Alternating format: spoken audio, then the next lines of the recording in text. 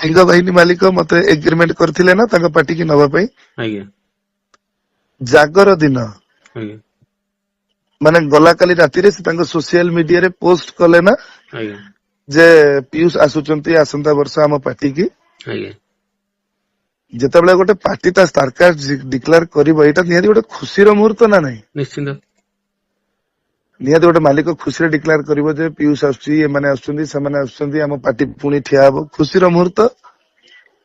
ତ ଆପାତତଃ ମାଲିକ ତ ସକାଳୁ ଥରେ ମୋ ସାଙ୍ଗରେ ଆଲୋଚନା କରିବା କଥା ନା ନାହିଁ ଆଜି ଏତିକି ବେଳକୁ ଷ୍ଟାରକାଷ୍ଟ ଟା ଡିକ୍ଲେୟାର ହବ ଆଜ୍ଞା ଆଜି ଏତିକି ବେଳକୁ ଏହା ହବା କଥା ନା ନାହିଁ। ଆଜ୍ଞା ଆଜ୍ଞା ସିଏ ସକାଳୁ ବି ଛାଡି ଦିଅନ୍ତୁ ସେ ଷ୍ଟାରକାଷ୍ଟ ଡିକ୍ଲେୟାର କରିବାର 24 ଘଣ୍ଟା ଭିତରେ ମତେ ଥରେ ତାଙ୍କ ଫୋନ ଲିଷ୍ଟରେ ମୋ ନମ୍ବର ଦେଖେଇଦେବେ ମତେ ଫୋନ କରିଛନ୍ତି 24 ଘଣ୍ଟା ଭିତରେ ଯେ ଆମେ ଏତିକି ସମୟରେ ଡିକ୍ଲେୟାର କରିବା ଏଇ ୱେରେ କରିବା କହିଛନ୍ତି।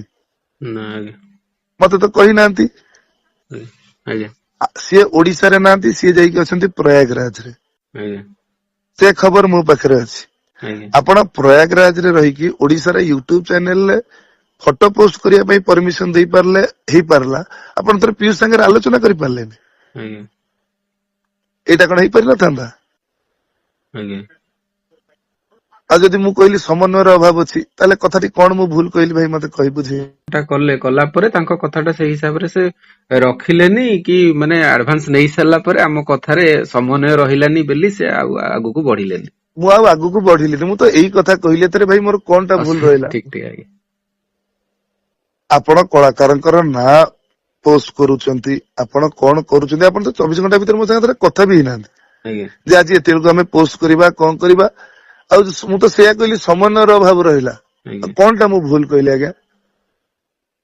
ଆଜ୍ଞା ଆଜ୍ଞା ଆଜ୍ଞା ଜାନୁଆରୀ ଆଡଭାନ୍ସ କଲା ପରେ ବି ସମନ୍ୱୟ ନ ରହିବାରୁ ସେ ସେଇଆକୁ ମାନେ ଅଭିଯୋଗ କରିଛନ୍ତି ଯେ ଆଡଭାନ୍ସ ନେଇଗଲେ କିନ୍ତୁ କାହାର କଥା କହିଲେ କିନ୍ତୁ ଆମ କଥାଟା ରଖିଲେନି ସେ କିନ୍ତୁ ଆପଣଙ୍କ ସମନ୍ୱୟ କଥାଟାକୁ ବୁଝିପାରିଲେନି ବୁଝିପାରିଲେନି। କୁହନ୍ତୁ ଆଜ୍ଞା ମୁଁ କହିବା କଥା ଯେ ଯେତେବେଳେ ମନଟା ମିଶୁନି ଆଜ୍ଞା ମିଶୁନି ପୁଣି କିଏ ଯିଏ ମୁରବୀ ମୁରବୀ ତାଙ୍କ ସାଙ୍ଗରେ ମନଟା ମିଶୁନି ସେଠି 5 ବର୍ଷ ମୁଁ କେମିତି କାମ କରିଥାନ୍ତି ଭାଇ ମତେ ଟିକେ ଆଜ୍ଞା ବୁଝେଇଲେ।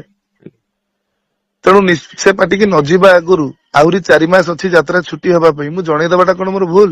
ଆପଣଙ୍କ ଅନୁଷ୍ଠାନରେ ବା କାନା ଭାଇ ଟିକିଅପା ଅଛନ୍ତି ଆଉ 2 ଜଣ ଯାତ୍ରାପାଟିର ସିଂହ ଅଛନ୍ତି ଖଣ୍ଡଗିରିରେ ଆପଣଙ୍କ ପାର୍ଟି 1 ନମ୍ବର ଅଛି ଆପଣ ତାଙ୍କୁ ରଖୁନାହାନ୍ତି ବୁଝେଇକି ତ ସେମାନେ କାହିଁକି ପଳଉଛନ୍ତି।